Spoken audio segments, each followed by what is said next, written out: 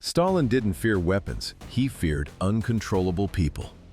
Because weapons can be counted, armies can be measured, treaties can be signed, and even enemies can be managed if they behave like systems. If they respond to pressure, if they respect hierarchy, if they understand consequences the same way you do. Stalin trusted one thing: control.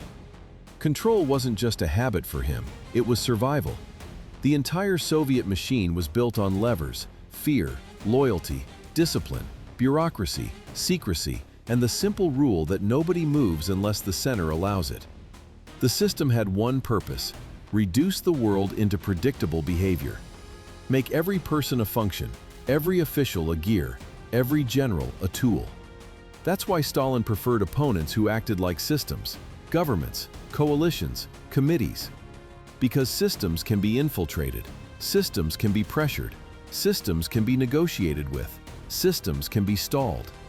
A man who ignores the script, that's harder and more dangerous. That's where Patton enters the story. Not as a tank commander, not as a battlefield genius, not even as America's most aggressive general. Those are surface labels. What Stalin watched wasn't Patton's armor. It was Patton's momentum, the speed of his decisions, the way he talked, the way he moved before permission arrived, the way he created outcomes that forced other leaders to react. To Stalin, that wasn't a general. That was a variable. And Stalin hated variables. Here's the part most people miss. The problem wasn't what Patton could do to Germany. It was what he might do next. Because the war didn't end cleanly. Not psychologically, not politically, not strategically. It ended on paper while the map was still bleeding. Europe was destroyed, populations were displaced, governments were collapsing, and every victory created a vacuum. Vacuums don't stay empty, they pull, and whoever pulls harder gets the future. That's what 1945 really was. Not peace, a reshuffle, a power transfer. A race to put your hands on the pieces before someone else does. Stalin understood that better than anyone. He didn't see liberation, he saw territory, buffer zones, friendly regimes, leverage.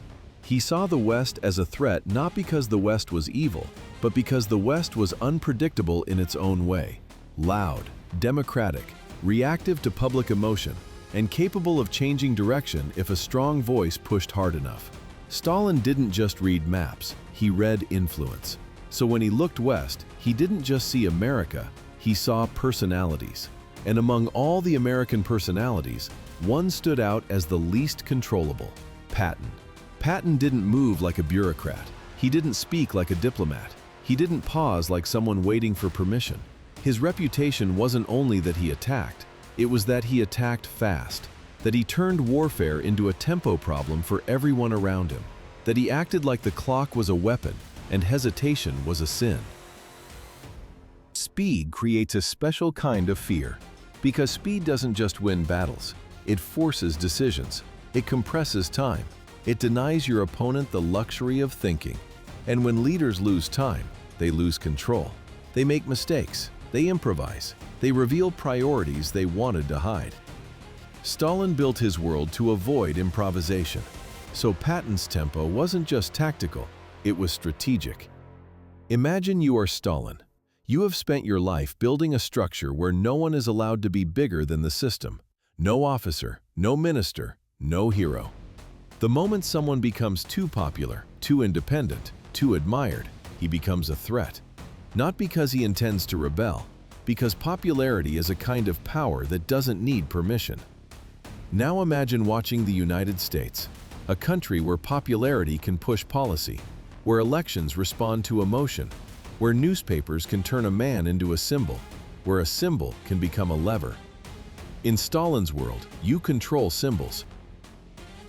In America's world, symbols can control you. That's the deeper nightmare. Not Patton crossing a border, Patton pulling a country. And he looked capable of it, because he didn't talk like a man who believed the war ended the moment politicians said it ended. This is where Stalin's paranoia becomes logic. A rational enemy is manageable. A rational enemy can be deterred. A rational enemy calculates risk and reward.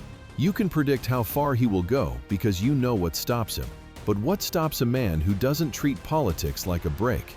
What stops someone who frames the world in moral absolutes and military momentum? What stops someone who believes that hesitation is weakness and weakness invites disaster? You can't negotiate with that personality the way you negotiate with a government. You can't threaten it the same way, because threats only work when the target values what you can take away. Stalin valued predictability. Patton valued and action, when it becomes identity, is hard to control from the outside. That's why Patton mattered geopolitically, not because he had the biggest army, not because he had the most tanks, not because he was the supreme commander. He wasn't. He mattered because he was famous, loud, fast, and convinced. That combination can become a political engine. A famous commander can shape public mood. Public mood can pressure leadership. Leadership can be forced into harsher positions to avoid looking weak. Harsh positions create responses from the other side. Responses escalate. Escalation becomes policy. Policy becomes conflict. Stalin understood chain reactions. He lived through them. Revolutions, purges, coups. He knew that history doesn't always move because leaders plan it. Sometimes history moves because someone pushes the first domino, and then nobody can stop the rest. Patton looked like the kind of man who could push. And then there was the sentence. One sentence Patton said in 1945 that didn't sound like a policy proposal. It sounded like a forecast. The kind of sentence that turns a person from dangerous into unpredictable. The kind of sentence that tells an enemy, this man's war might not be over just because yours is. Stalin didn't need to believe Patton could single-handedly start a new war. He only needed to believe Patton could make war easier to drift into. Because drift is what dictators fear, not the punch you see coming, the momentum that carries people forward while they swear they're still standing still.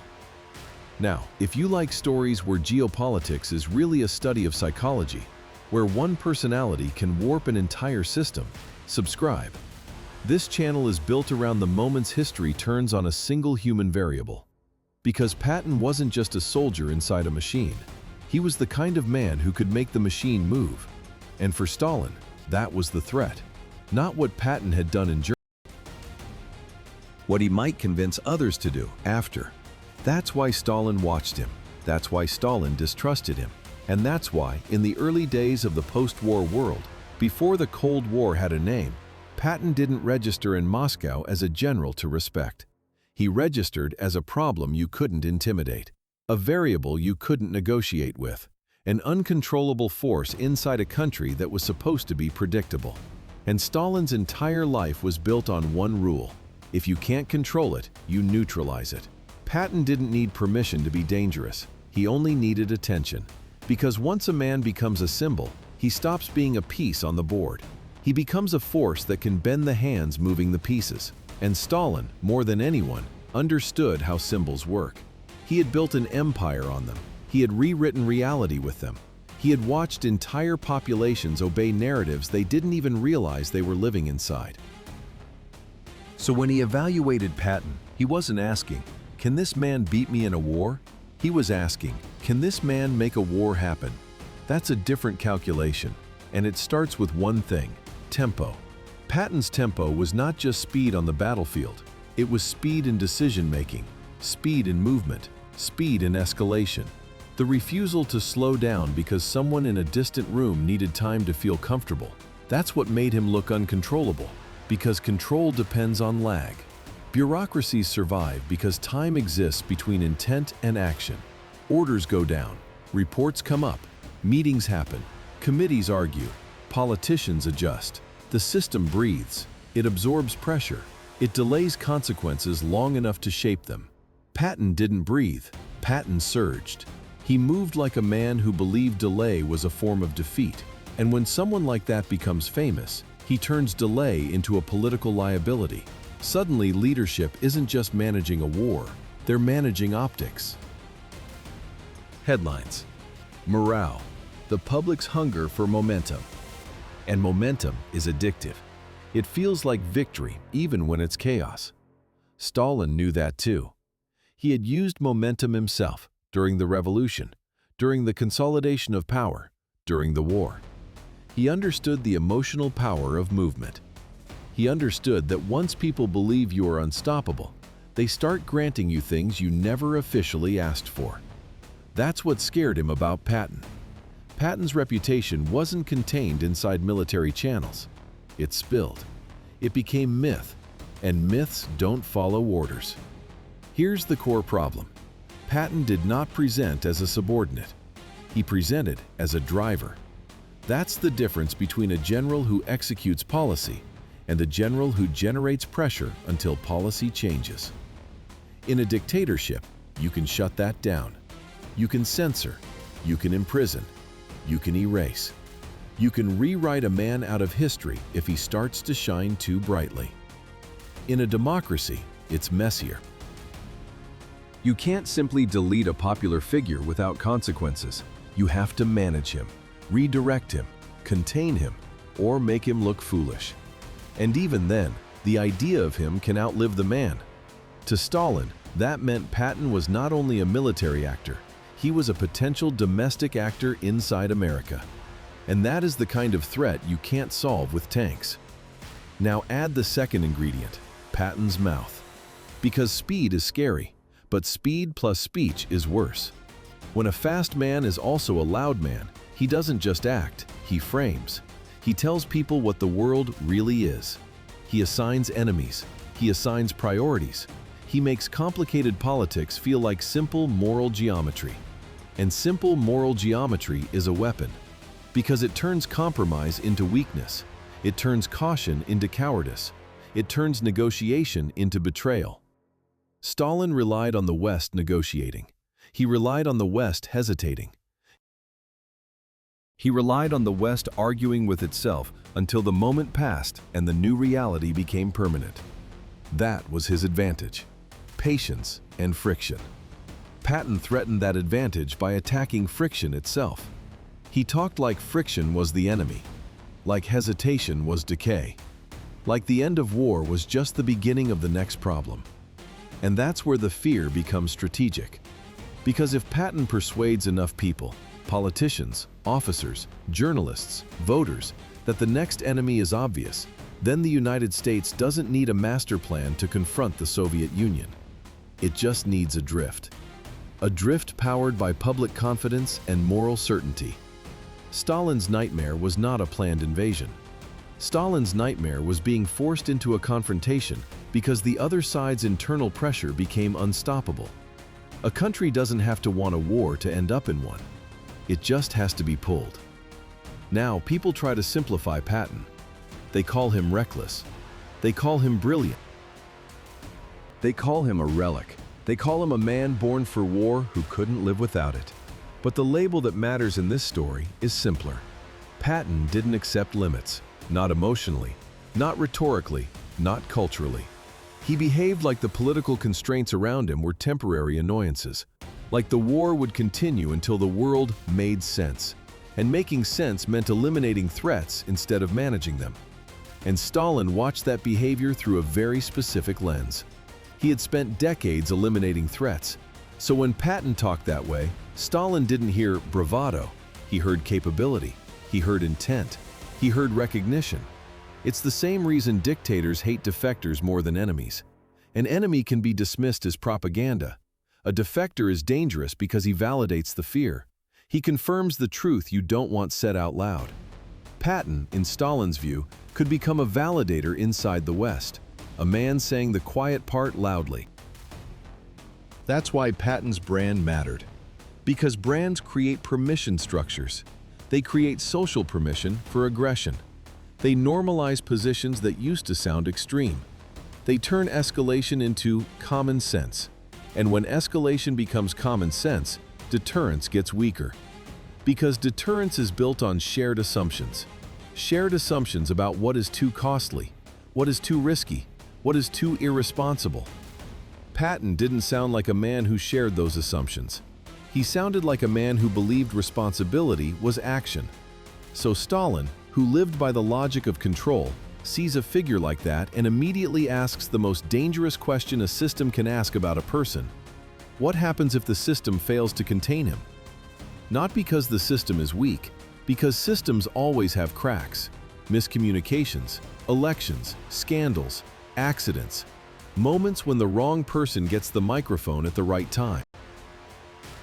And Patton was the kind of man who could turn a microphone into a fuse. Here's another layer people miss. Patton didn't even have to be right. He only had to be convincing. Because the power of a narrative isn't accuracy, it's momentum. If it moves faster than rebuttals, it becomes truth by default. Especially in moments of transition. Especially when everyone is tired, anxious, and looking for clarity. Post-war Europe was exactly that moment. Exhausted, suspicious, armed, uncertain. A single hard voice can dominate in a vacuum. And Patton was a hard voice. That's why Stalin didn't care if Patton had formal authority to start a war. Stalin had seen history. He had seen how men without formal authority reshape entire states. He had done it himself. So he measured Patton not by rank. He measured him by friction. How much resistance did Patton create inside American politics? How much pressure did he generate against restraint? How many people did he make feel that patience was cowardice? Because if enough people believe that, then the United States becomes less predictable. And predictability is the only thing a dictator can really negotiate with. Now look at the psychological contrast. Stalin believed in systems. Patton believed in will. Stalin believed in levers. Patton believed in momentum. Stalin could deal with enemies who behaved like governments. Patton didn't behave like a government. He behaved like a crusade with a uniform. That's why Stalin's fear was not irrational. It was structural. Patton represented the possibility that the West's internal politics could be weaponized by a single personality. That American caution could be bullied by American admiration.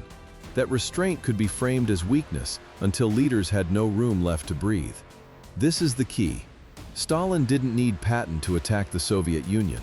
He needed Patton to make the idea of attacking the Soviet Union feel natural. And once an idea feels natural, it spreads.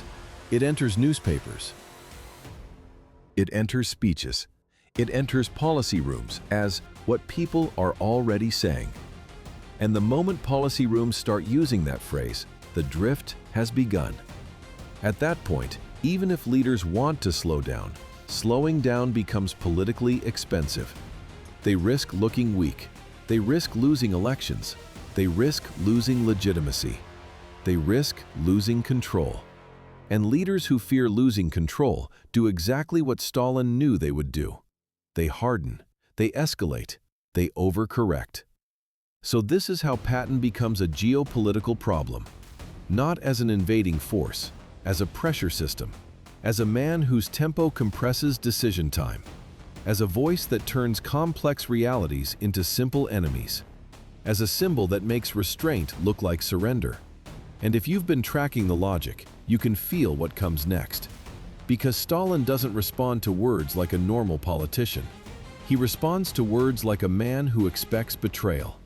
He responds by securing position, by removing uncertainty, by tightening control, which means that even the perception of Patton as a potential trigger could provoke the Soviet machine to behave differently, more suspicious, more aggressive, more impatient, which increases the chance of collision, not because someone wants collision, because systems colliding don't need intention, they need momentum.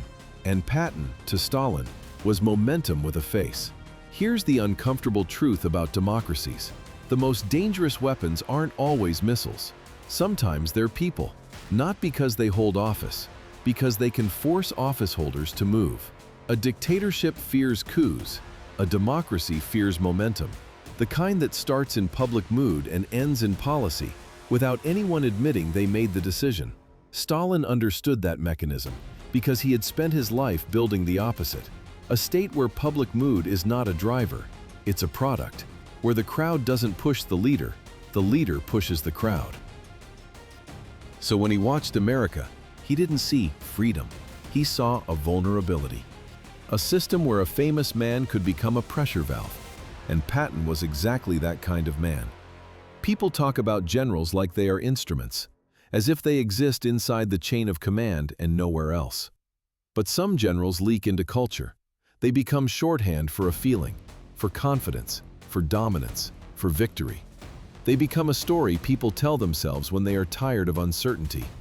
In 1945, uncertainty was everywhere. The war was ending, but the world wasn't stable.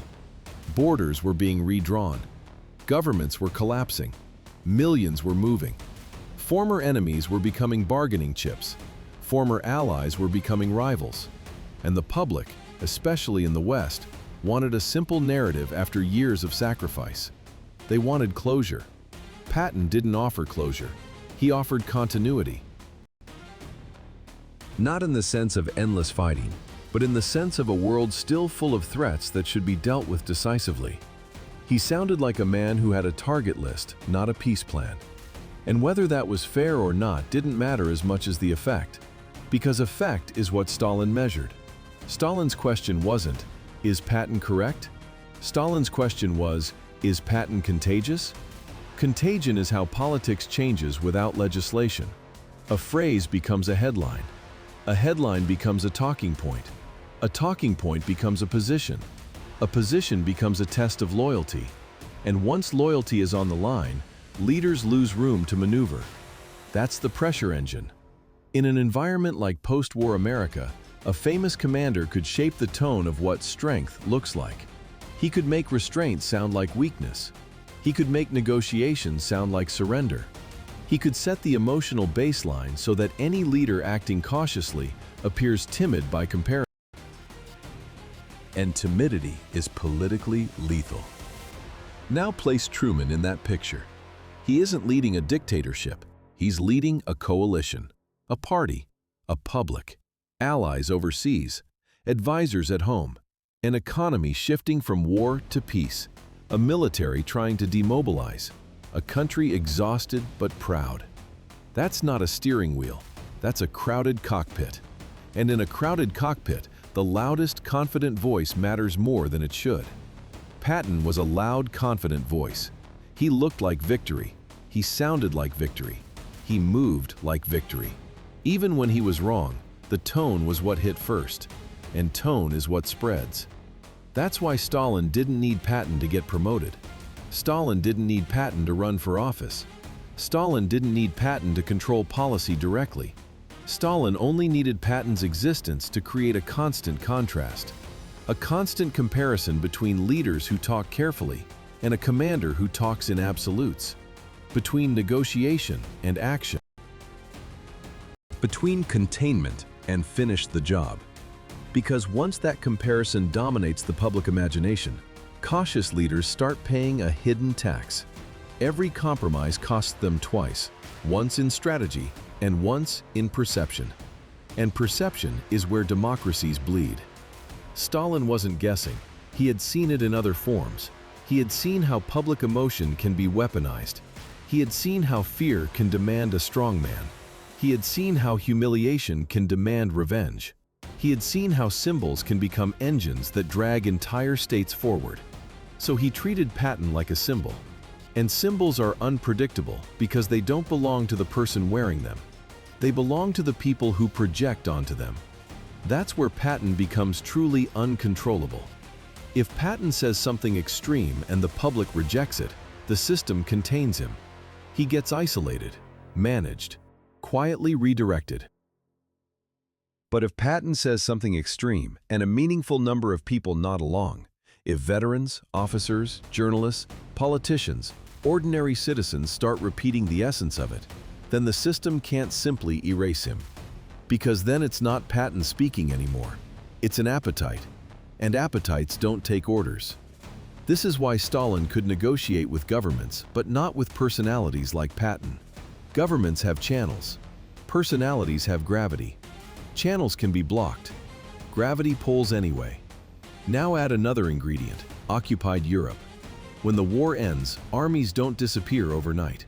They sit in countries, manage populations, supervise transitions, decide who gets power, decide who gets punished, decide who gets resources. It's not just military control, it's political shaping. And in that shaping phase, certain types of commanders become dangerous. The careful ones can be guided. They wait for instructions.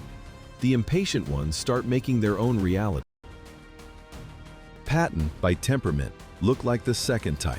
The kind of man who sees a problem and wants it solved now, not after 3 meetings and a memo. The kind of man who treats hesitation as moral failure, not strategic choice. And that temperament has geopolitical consequences because it changes what normal looks like on the ground. The faster you move, the more you lock in facts. The more facts you lock in, the fewer options diplomats have later. Stalin knew that. He was obsessed with facts on the ground. The Red Army didn't just liberate territories, it rearranged them. It installed friendly power. It created realities that could not be undone without force. So when he watched the West, he looked for Western equivalents of that behavior. A man who creates facts faster than politics can process them. Patton fit the profile. That's why the fear wasn't about a direct attack. It was about forced escalation. Because if the West adopts a faster, more aggressive posture, even unintentionally, Stalin is forced to respond. He can't afford to look passive. He can't afford to be caught unprepared. He can't afford to let the Soviet system appear uncertain. Uncertainty invites internal danger in dictatorships. The moment people inside your system smell hesitation, they start imagining alternatives. Stalin didn't allow alternatives. So even the possibility of Patton shaping Western posture was enough to make Stalin harder, more rigid, more suspicious. And suspicion becomes policy. Policy becomes doctrine. Doctrine becomes muscle memory. This is where the story turns from personality into physics. 2 systems are facing each other across a ruined continent. One system is built on control.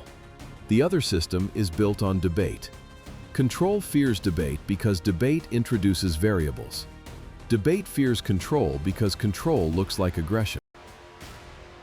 Now inject into that scenario a famous American general who speaks in moral certainty and acts like time is the enemy.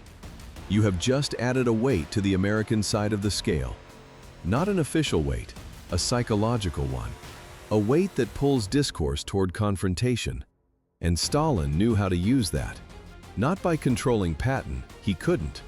By using Patton's existence as evidence.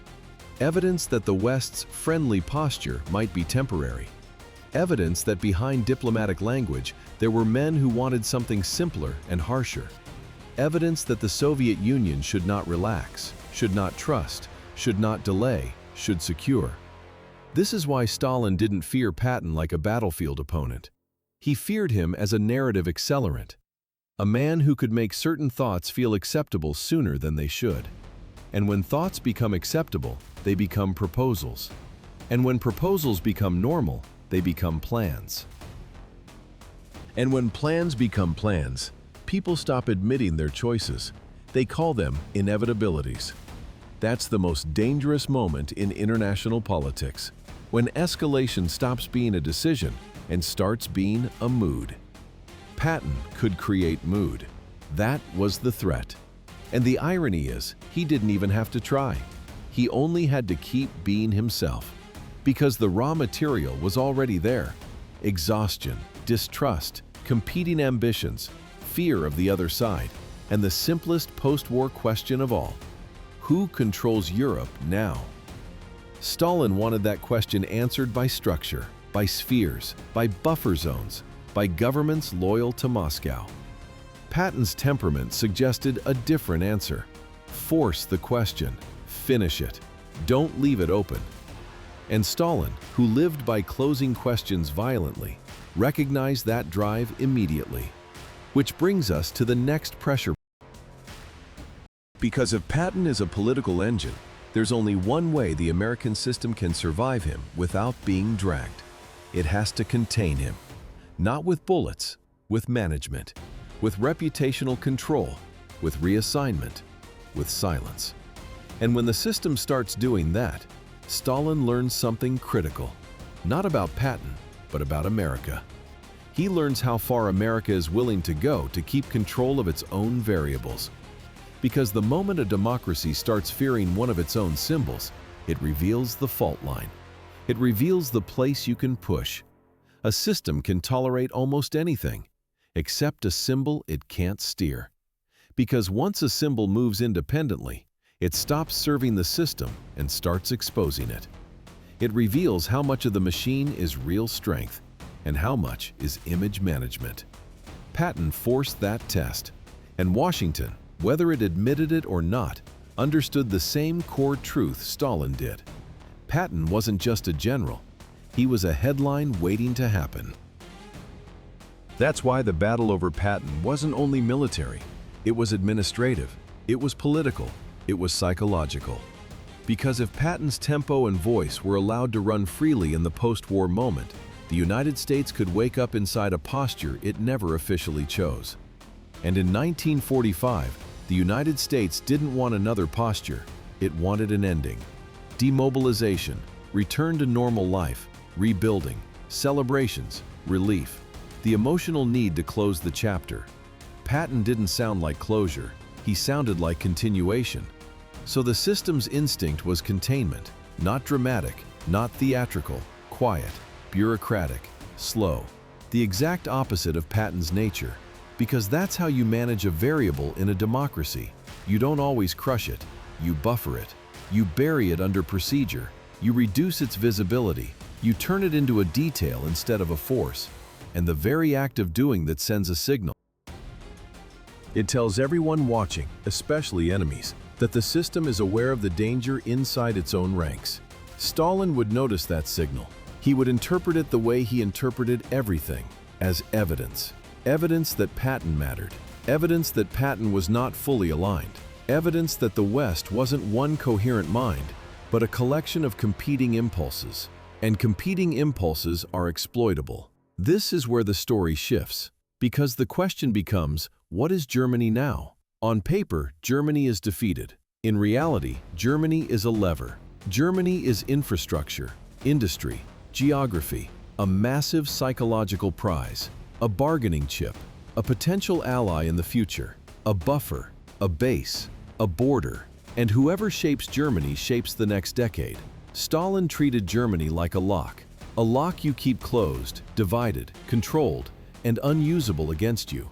The West, at least publicly, treated Germany like a problem to rebuild carefully. Patton's temperament treated Germany like something else entirely. Not a lock, a tool. And that's what terrified Stalin. Because if the West turns Germany into a tool, then the next war becomes imaginable. Not inevitable. Imagined. And imagining is where wars begin. Now, this is the part people misunderstand. Containment isn't only about preventing someone from doing something. Containment is about preventing someone from changing what people believe is possible. Patton was dangerous because he changed what felt possible. He made aggressive solutions sound normal. He made speed sound virtuous. He made hesitation look like decay. So the American system had a choice. Either it lets Patton shape the mood and risks drift, or it contains Patton and risks internal backlash. Because you can't contain a symbol without creating tension. If you sideline a popular figure, you create questions. Why is he being sidelined? Who benefits? What is being hidden? And the moment those questions exist, they create their own momentum. So containment has to be subtle. You don't announce it as containment. You frame it as professionalism, as discipline, as appropriate conduct, as reassignment, as we need a different kind of leadership now. The message is always the same. The war is over. Calm down. And Patton, by his nature, did not like being told to calm down. That's the critical clash. A man built for momentum enters a world demanding brakes. And when a man like that hits brakes, he doesn't just slow down. He squeals. He complains. He speaks. He gives people a story. And that story becomes the next problem the system has to manage. So you get a feedback loop. Patton speaks to system, reacts to reaction, validates Patton's importance to more attention, to more pressure, to more containment. Stalin would read that loop like a map.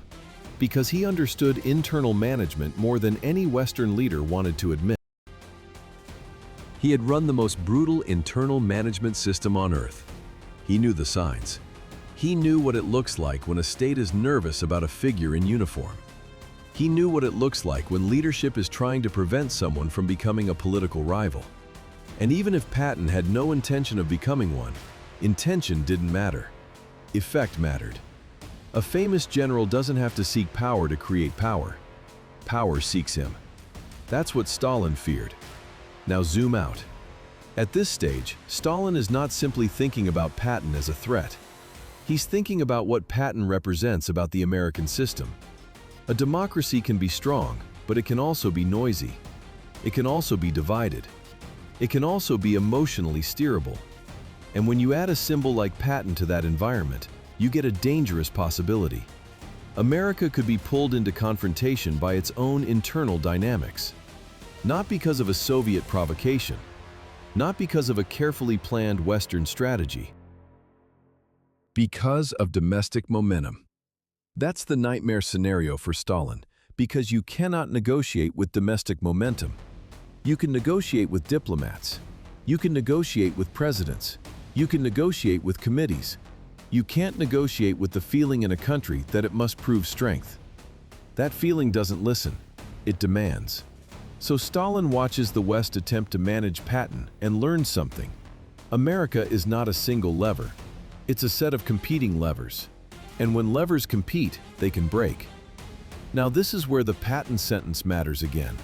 Because the danger wasn't just that Patton had opinions. The danger was that he framed the world in a way that could become a policy magnet. He offered a simple story. Enemies don't stop being enemies because a treaty says so. Simple stories outcompete complex ones. Complex stories require patience, trust, and time. Post-war Europe had none of those. So while Washington tries to put Patton back into a box, Stalin sees the box and thinks, if they're boxing him in, they're afraid of what he would do outside it. And if they're afraid, then the impulse is real. Which means that even if Patton is contained, the idea he represented may not be. That's the deeper threat, not Patton the man, Patton the option. Patton as a visible example that a certain kind of aggression exists inside the West, waiting for the right moment. Stalin had always assumed that aggression existed, but assumptions are one thing, evidence is another, and Patton looked like evidence. Now, there's another layer here that explains why Stalin couldn't simply dismiss Patton as a loud American. Patton wasn't some outsider screaming in a street. He was inside the victorious military establishment. He had credibility, he had medals, he had results. And results give words weight. When a civilian calls for escalation, leaders can ignore it. When a decorated general calls for escalation, leaders have to manage it. Because other officers listen, veterans listen, allies listen, and enemies listen. Stalin listened. So the containment of Patton was not just an American internal matter, it was a geopolitical signal. And it created a paradox. If Washington silences Patton too strongly, it looks like censorship and feeds suspicion. If Washington allows Patton to speak, it risks drift. Either way, the Soviet mind reads instability. And instability forces Stalin toward one reflex: tighten, secure, harden, control more. That reflex creates its own consequences. Because the more Stalin tightens, the more the West interprets him as aggressive. The more the West interprets him as aggressive, the more voices like Patton sound reasonable. And then the cycle accelerates. This is how Cold Wars are born. Not from one decision, from mutual interpretation, from fear feeding fear. From systems responding to shadows until the shadows become real. Patton was one of those shadows, a shadow with a name, a face, a reputation, and a voice. That's why Stalin couldn't control him. Because he wasn't trying to control Patton's divisions, he was trying to control the chain reaction Patton could start inside the West. And that chain reaction had one central arena, Germany. Because Germany wasn't just a defeated country, it was the hinge. The hinge between Soviet security and Western opportunity. The hinge between war is over and war can return.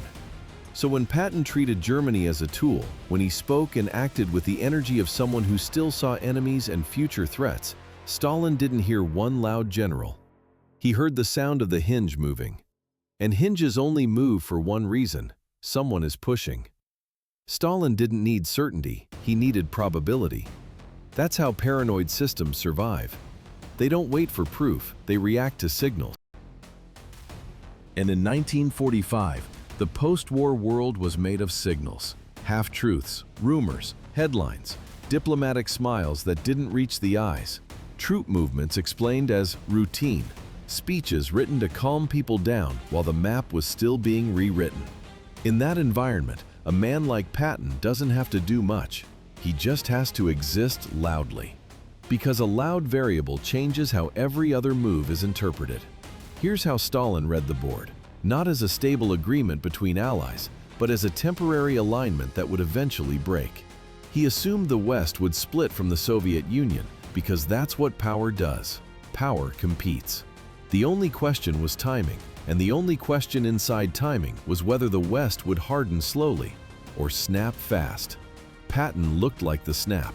And if Patton looked like the snap, then every Western hesitation stopped looking like peace and started looking like delay. Delay before what? Before the inevitable turn.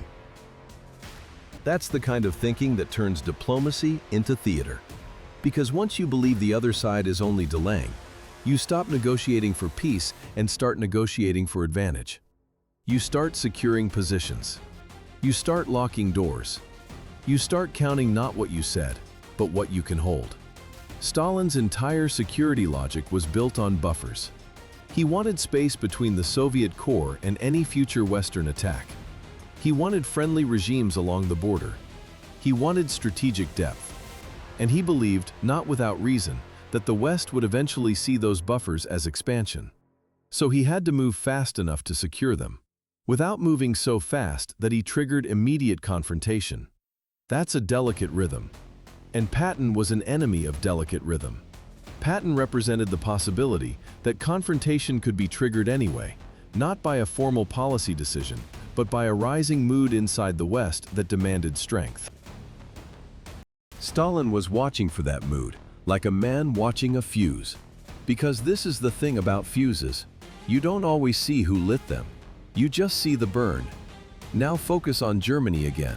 Germany was not simply a defeated enemy. It was the center of gravity, the industrial heart, the geographic hinge. And more than anything, it was the perfect stage for misunderstanding because it was full of armed men operating under broad instructions with room for interpretation. Room for interpretation is where accidents live, and accidents are where wars begin. Two sides can agree on the big picture and still collide because the small picture gets handled by people under stress, with imperfect information, and with incentives that reward firmness. Stalin understood incentives better than most Western leaders wanted to admit. Incentives are how you control people without giving direct orders. If you reward toughness, you get toughness. If you punish hesitation, you get aggression. If you create fear, you get obedience. The Soviet system was built on those mechanics. So when Stalin looked at the Western side, he didn't just ask, what are their leaders saying? He asked, what are their people being rewarded for? Who gets praised in the newspapers? Who gets celebrated? Who gets called decisive? Who gets called weak? And Patton, even when being managed, still represented decisiveness. He represented the fantasy that the war could be ended cleanly by pushing harder, by refusing compromise, by treating enemies as permanent until they were removed. That fantasy is intoxicating. And intoxicating fantasies are dangerous in democracies because leaders still have to win support. They still have to look strong. They still have to justify patience to a public that has been trained by years of war to worship action. This is why Stalin feared drift, not a plan. Drift. Because drift doesn't require agreement. It doesn't require paperwork. It doesn't require a declaration. It only requires enough people to gradually accept a new common sense. And Patton specialized in common sense. Simple, hard, absolute. Now, if you want to understand the peak tension here, you have to understand something else. Stalin wasn't just afraid of Patton as a voice inside America. He was afraid of the West misreading its own strength. Because victory creates arrogance, and arrogance creates shortcuts. A victorious coalition can start believing that its way of doing things is universally right, that its dominance is permanent, that its enemies are exhausted forever. Patton's personality fed that feeling. He spoke like dominance was a moral duty, like strength was proof of righteousness, like history rewards those who finish what they start. Stalin had his own version of that belief. That's what made the combination dangerous. Because when both sides believe history is on their side, compromise becomes unnatural. It feels like surrender. So Stalin watches Western debates, Western messaging, Western military posture, and within that noise he sees a recurring shape, the potential for an American hardline mood, the potential for a faster posture in Europe, the potential for a future where the West stops negotiating and starts pressing. And Patton, whether he intended it or not, was a symbol for pressing. This is where the Cold War logic begins to harden into muscle memory. Not because anyone wants a war tomorrow, because everyone starts preparing as if a war is inevitable. And once both sides prepare, preparation itself becomes provocative. Troops moving defensively look offensive to the other side. Bases built for stability look like staging grounds. Allies supported for security look like encirclement. And the more you interpret the other side's moves as aggressive, the more you justify your own moves as necessary. Fear becomes a factory that produces the very threat it fears. Now take that factory and add one unstable element, a famous general who treats fear as weakness and speed as virtue. That's why Patton mattered, because he wasn't only a potential actor, he was a multiplier. He multiplied the meaning of signals. He multiplied anxiety in Moscow. He multiplied pressure in Washington. He multiplied the risk that a small event could be read as the beginning of a larger one. This is what dictators fear most, miscalculation that they can't stop once it starts. Because dictators don't only fear enemies, they fear loss of control inside their own system. If Stalin appears hesitant, rivals inside the Soviet apparatus might interpret it as weakness. If he appears unprepared, generals might start doubting him. If he appears naive, officials might start imagining alternatives. Stalin did not allow alternatives. So he had to respond to perceived threats aggressively enough to maintain internal certainty, without being so aggressive that he triggered the war he was trying to avoid. Again, a delicate rhythm. Patton represented the possibility that the West would not honor delicate rhythm. So Stalin's planning had to assume friction and acceleration on the other side. And that's where his fear becomes personal. Because Stalin could do business with leaders who valued stability. He could negotiate because he assumed they cared about managing risk. Patton didn't sound like a man who valued managing risk. He sounded like a man who valued winning. And if winning is the priority, then risk becomes just a cost of doing business. That's not a worldview you can bargain with. That's a worldview you have to contain. Now, this is the part people get wrong about fear. Fear is not always panic. In high-control minds, fear looks like planning. It looks like tightening. It looks like removing variables. That's Stalin's signature. He didn't just fear unpredictable people, he neutralized them. Because unpredictability breaks models, and Stalin lived by models. Models of loyalty, models of behavior, models of obedience, models of how fear shapes choices. Patton was outside the model. So the question becomes, how do you deal with an enemy variable you can't directly touch? You don't need to control the man. You need to control the environment around the man. You need to reduce his surface area, reduce his audience, reduce his legitimacy, reduce the number of places he can apply pressure. And that's exactly what begins to happen. The more Patton's presence complicates the post-war message, the more the American system is incentivized to manage him. The more it manages him, the the more it signals to Stalin that there is a real tension inside the West between restraint and aggression. The more Stalin believes that tension exists, the more he prepares for the possibility that aggression wins. It's a spiral, and spirals don't need villains, they need feedback. This is why the Patton problem couldn't be solved by one speech or one reprimand. Because it wasn't only Patton speaking, it was what Patton represented, the existence of a powerful Western impulse that could become dominant in the wrong moment. That impulse is the thing Stalin could not negotiate with. He could pressure governments, but he couldn't pressure an appetite. He couldn't intimidate a cultural mood. He couldn't sign a treaty with a myth, and Patton had become myth. So when Stalin looked at him, the fear wasn't, he will attack tomorrow. The fear was, he makes tomorrow less controllable. Because he shortens the distance between frustration and action. He shortens the distance between suspicion and escalation. He shortens the distance between rumor and policy. And the shorter that distance becomes, the easier it is for a crisis to turn into doctrine. This is where the most dangerous kind of historical shift happens. Quietly. Not with a declaration, with normalization. A new baseline of hostility becomes normal. A new baseline of readiness becomes normal. A new baseline of "we can't trust them" becomes normal. And then, when a real incident happens, because incidents always happen, it lands on dry grass. A spark doesn't have to be large when the ground is ready to burn. Patton's presence helped dry the grass. Not intentionally, not as a mastermind, not as a conspirator, as a personality, as a symbol of speed, as a public example of how quickly the tone could harden if the wrong voice gained more influence. And here's the final twist of this tension. The more the system tries to reduce Patton, the more the story becomes about Patton. Because containment itself creates myth. People don't mythologize a man who is fully embraced by the machine. They mythologize the man the machine can't comfortably fit. So even sidelining him risks making him bigger in the imagination of those who already want the harder posture. That's why this moment feels like a trap. Let Patton speak, and you risk drift. Silence Patton, and you risk myth. Either way, you are feeding the very psychological engine you're trying to starve.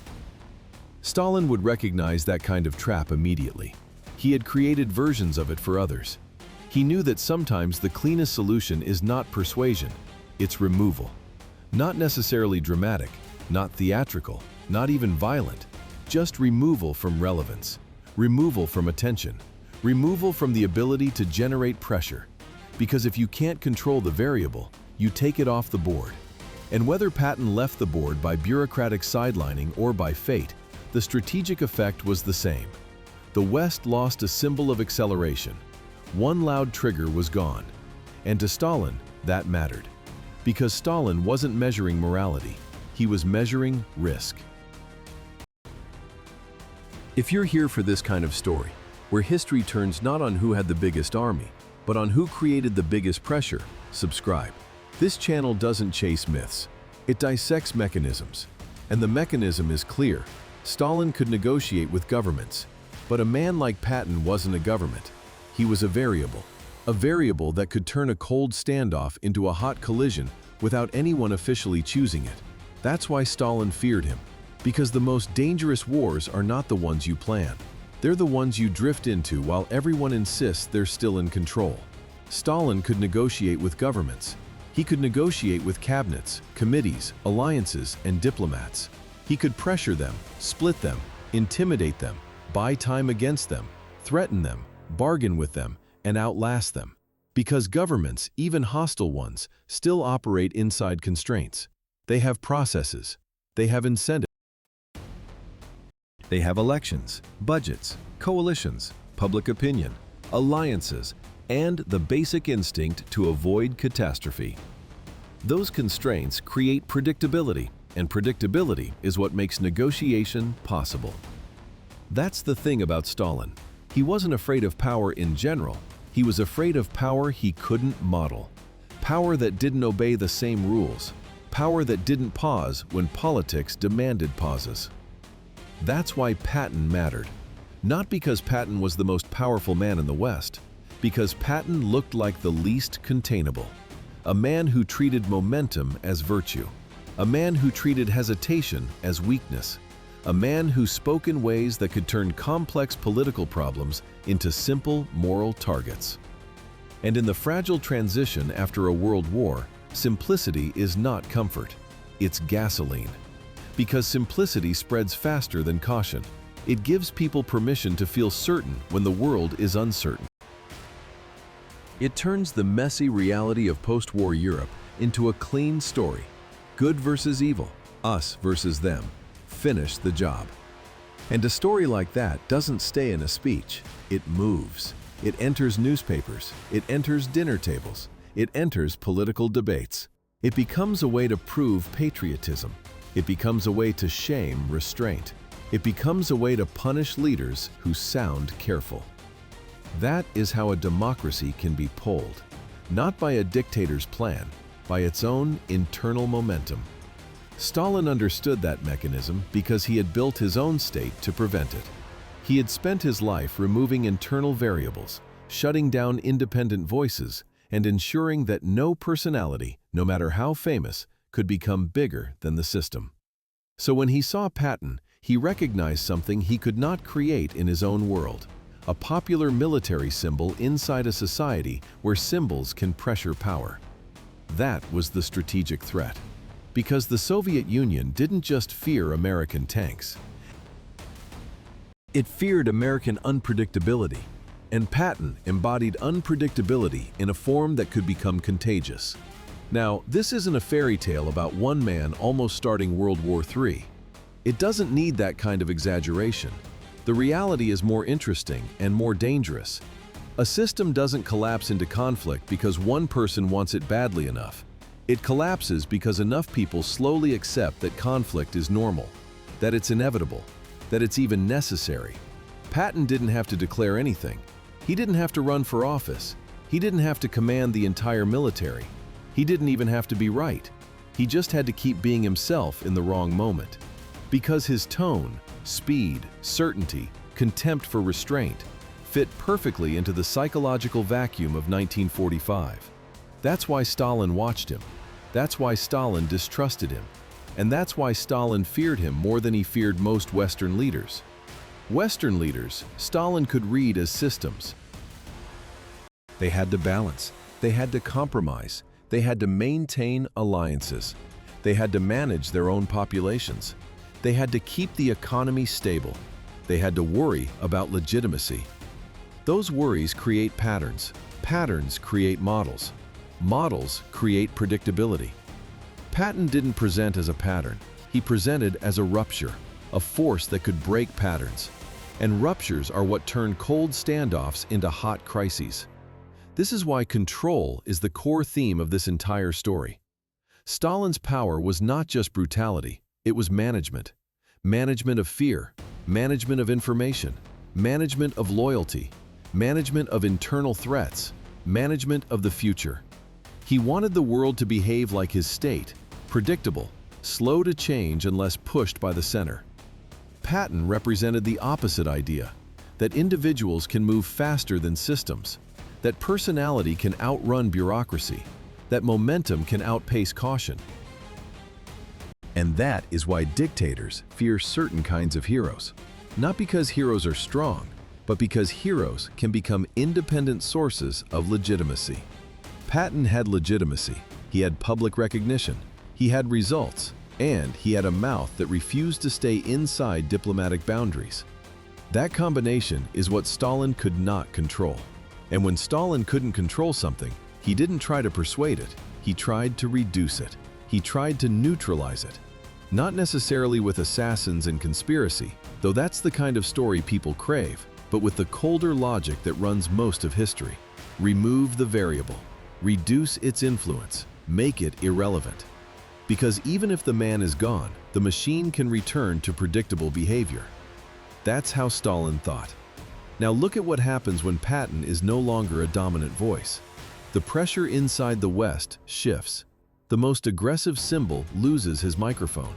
The rhetoric cools. The posture becomes more manageable. Not peaceful, manageable. Because the post-war world is still full of collisions waiting to happen. But one major accelerant is gone. And in a world where escalation often comes from accidents and misread signals, removing an accelerant matters. It buys time. It stabilizes expectation. It reduces the chance that a small incident becomes a major doctrine. This is the verdict. Stalin feared Patton because Patton wasn't just a military tool. He looked like a political force. A force that could bend a democracy from the inside. Stalin could bargain with governments. He could pressure alliances. He could intimidate cabinets. But you can't bargain with a personality that doesn't accept limits. You can't bargain with momentum. You can't bargain with a symbol once it becomes appetite. And appetite is exactly what post-war tension feeds. That's why, to Stalin, Patton was not a general to watch. He was a variable you couldn't negotiate with. A variable you couldn't deter the normal way. A variable that could change the future without signing a single document. And that's the core fear behind every high-control regime. Not the enemy you know, the enemy you can model, the enemy you can predict, but the one you can't. Because the one you can't forces you to react. And reaction is where control dies. So if you want the clean final sentence, it's this. Stalin could negotiate with governments. Patton was not a government. Patton was a variable. And you don't negotiate with variables. You remove them.